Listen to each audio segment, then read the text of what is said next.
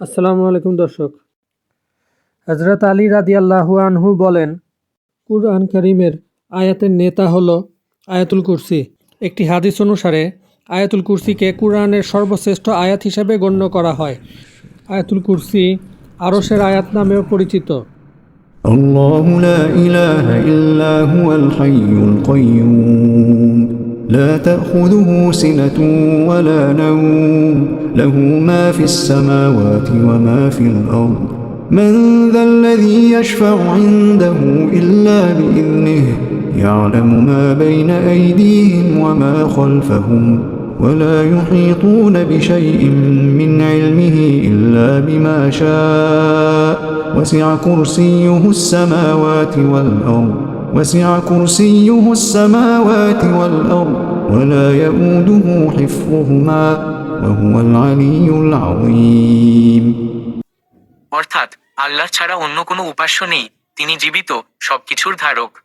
তাকে তন্দ্রাও স্পর্শ করতে পারে না এবং নিদ্রাও নয়। আসমান ও জমিনে যা কিছু রয়েছে সবই তার। কে আছো এমন যে সুপারিশ করবে তার কাছে তার অনুমতি ছাড়া? দৃষ্টির সামনে কিংবা পেছনে যা কিছু রয়েছে সে সবই তিনি জানেন। তার জ্ঞানসীমা থেকে তারা কোনো কিছুকেই পরিবেষ্টিত করতে পারে না, কিন্তু যতটুকু তিনি ইচ্ছা করেন। তার কুরসি, সিংহাসন, সমস্ত আসমান ও জমিনকে পরিবেষ্টিত করে আছে। আর সেগুলোকে ধারণ করা তার পক্ষে কঠিন নয়। তিনি সর্বোচ্চ এবং সর্বাপেক্ষা মহান। আয়াতুল কুরসিতে মোট 9টি বাক্য আছে। প্রথম বাক্যের সঙ্গে নবম বাক্যর মিল। প্রথম বাক্যে আল্লাহ ছাড়া অন্য কোনো উপাস্য নেই, তিনি জীবিত, সবকিছুর ধারক। নবম বাক্য, তিনিই সর্বোচ্চ এবং সর্বাপেক্ষা মহান। দ্বিতীয় বাক্যের সঙ্গে অষ্টম বাক্যর মিল, তাকে তন্দ্রাও স্পর্শ করতে পারে না এবং নিদ্রাও নয়। অষ্টম বাক্য, আর সেগুলাকে ধারণ করা তার পক্ষে কঠিন নয়। তৃতীয় বাক্যের সঙ্গে সপ্তম বাক্যর মিল, আসমান ও জমিনে যা কিছু রয়েছে সবই তার। সঙ্গে সপ্তম বাক্য, তার কুরসি, সিংহাসন, সমস্ত আসমান ও জমিনকে পরিবেষ্টিত করে আছে। চতুর্থ বাক্যের সঙ্গে ষষ্ঠ বাক্যর মিল, কে আছো এমন যে সুপারিশ করবে তার কাছে তার অনুমতি ছাড়া। সঙ্গে ষষ্ঠ বাক্যের, তার জ্ঞানসীমা থেকে তারা কোনো কিছুকেই পরিবেষ্টিত করতে পারে না, কিন্তু যতটুকু তিনি ইচ্ছা করেন, অলৌকিক মিল। বাদ পড়ে শুধু পঞ্চম বাক্য, দৃষ্টির সামনে কিংবা পেছনে যা কিছু রয়েছে সে সবই তিনি জানেন। সেটি মাঝে থেকে কি সুন্দরভাবে তার অর্থ ও অবস্থানকে অর্থবহ করে তোলে। কুরআনের সবচেয়ে শক্তিশালী আয়াত যা আল্লাহ সুবহানাল্লাহু ওয়া তাআলা সুরক্ষা, নির্দেশনা, রিজিক, আশীর্বাদ, করুণা, জান্নাত এবং আরও অনেক কিছুর জন্য নাজিল করেছেন। হযরত আবু হুরায়রা রাদিয়াল্লাহু আনহু একদিন দেখতে পেলেন এক ব্যক্তি সৎকার মাল চুরি করছে। তখন তিনি তার হাত ধরে বলেন, আমি তোমাকে আল্লাহর রাসূল সাল্লাল্লাহু আলাইহি ওয়াসাল্লামের কাছে নিয়ে যাব। তখন আগন্তুক বলে যে সে খুব অভাবী।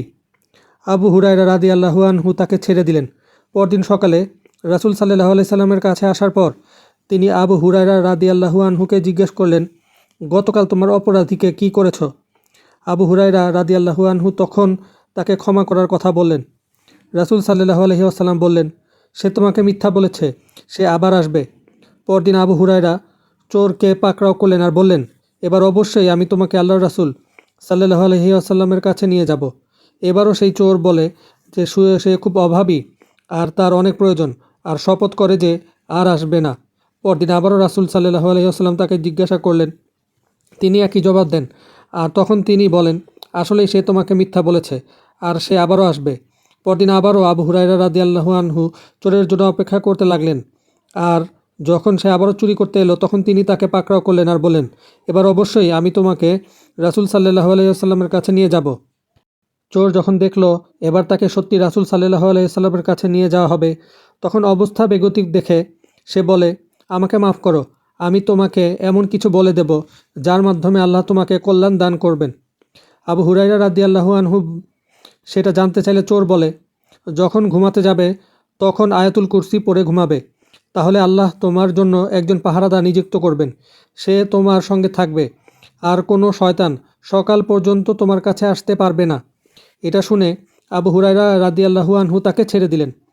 পরদিন রাসূল সাল্লাল্লাহু আলাইহি ওয়াসাল্লাম আবার অপরাধীর কথা জানতে চাইলেন। তিনি আগের রাতের কথা বললেন। তখন রাসূল সাল্লাল্লাহু আলাইহি ওয়াসাল্লাম বললেন, যদিও সে চরম মিথ্যাবাদী, কিন্তু সে সত্য বলেছে। রাসূল সাল্লাল্লাহু আলাইহি ওয়াসাল্লাম আবু হুরায়রা রাদিয়াল্লাহু আনহুকে বললেন, তুমি কি জানো সে কে? আবু হুরায়রা রাদিয়াল্লাহু আনহু বললেন, না। রাসূল সাল্লাল্লাহু আলাইহি ওয়াসাল্লাম আবু হুরায়রা রাদিয়াল্লাহু আনহুকে বললেন, সে হচ্ছে শয়তান। সহিহ বুখারী হাদিস নাম্বার 2311। সূরা বাকারার 255 নম্বর আয়াত আয়াতুল কুরসি নামে পরিচিত।